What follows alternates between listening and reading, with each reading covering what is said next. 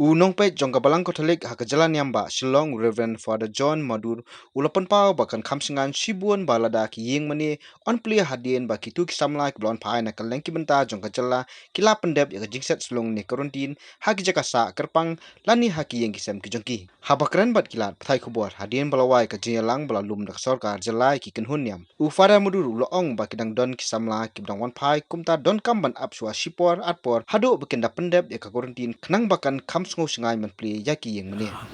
Kawai kade kane kajing ai jemut kalong mde tang na kawai ka balang barok ke dia donang toi kawai kajing menang kong kalong in 4 la man penbiang gitu ki jing ptha bagi bu phi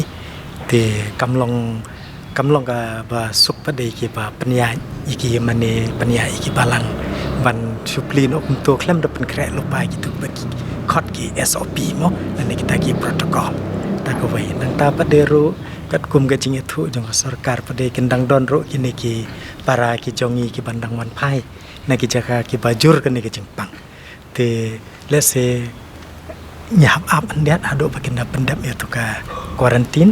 te kan kham sngo sngan yang mo te ngatang nyai scam ka sarkar kala sim ya ka rai ka ba dei akum kane ka por dei ba kim kwa maginom le chi mane rei long na penta pan light na kan ka jingpang kan ja safety measure bagi sim tangkat tahi dek ke buat pada ka penlong ba ni kong mo ka santarik ba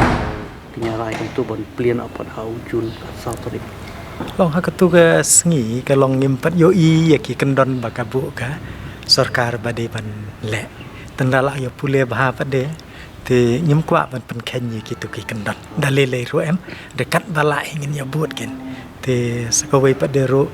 kamdei tang hasor selong bangi don ki yeng mane ki don keleng ki jaka sikinong kendong tingi de ben ya buat kumcu ken te nakata ka daw ka bahaya do bangin da la ban pen krek bah kata kurkom kene sapli kenang benem don mano ban yo pang la ne ba ban ngat kanu ke jing nak ka daw balik jing eseng kin mo